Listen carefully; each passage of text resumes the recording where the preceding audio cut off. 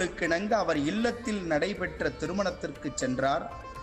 அங்குள்ள அனைவரும் ஜோடு அணிதல், சொக்காயிடுதல், சரிகை தலைப்பாகை அணிதல் முதலாய வீண் ஆடம்பரங்களில் கருத்தை செலுத்துவோராகவும், அம்மாதிரி ஆடம்பரங்களோடு வருவோருக்கே அதிக மரியாதை செலுத்துவோராகவும் இருத்தலை உணர்ந்து தாம் அவ்வீட்டினுள் நுழைய மனமில்லாது எதிர் வீட்டின் திண்ணையில் அமர்ந்தார்கள்.